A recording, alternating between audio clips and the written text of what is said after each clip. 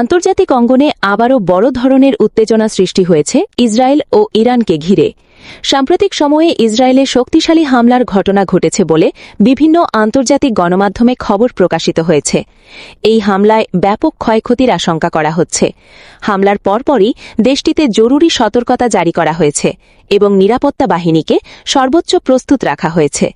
প্রত্যক্ষদর্শীরা জানিয়েছেন, হামলার সময় একাধিক বিস্ফোরণের শব্দ শোনা যায় এবং আকাশে ধোঁয়ার কুণ্ডলী দেখা যায়। এতে বেশ কয়েকটি স্থাপনা ক্ষতিগ্রস্ত হয়েছে বলে প্রাথমিকভাবে জানা গেছে। তবে এখন পর্যন্ত ক্ষয়ক্ষতির সঠিক পরিমাণ আনুষ্ঠানিকভাবে জানানো হয়নি।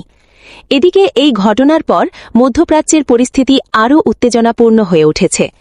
আন্তর্জাতিক বিশ্লেষকরা মনে করছেন, ইসরায়েল ও ইরানের মধ্যে দীর্ঘদিনের উত্তেজনার জের ধরেই এই হামলার ঘটনা ঘটেছে।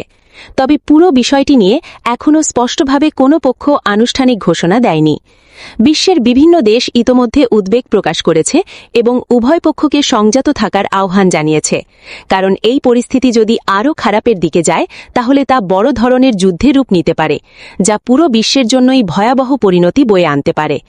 বিশেষজ্ঞরা বলছেন, মধ্যপ্রাচ্যে যদি বড় ধরনের সংঘাত শুরু হয় তাহলে বিশ্ববাজারে তেলের দাম বৃদ্ধি পেতে পারে, বিশ্ব অর্থনীতিতে প্রভাব পড়তে পারে এবং আন্তর্জাতিক রাজনীতিতে নতুন করে অস্থিরতা দেখা দিতে পারে।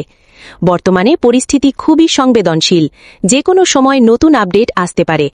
এই ঘটনার সর্বশেষ আপডেট জানতে আমাদের সাথেই থাকুন। এটি ছিল সর্বশেষ ব্রেকিং নিউজ। আরও খবর নিয়ে আবারও হাজির হব।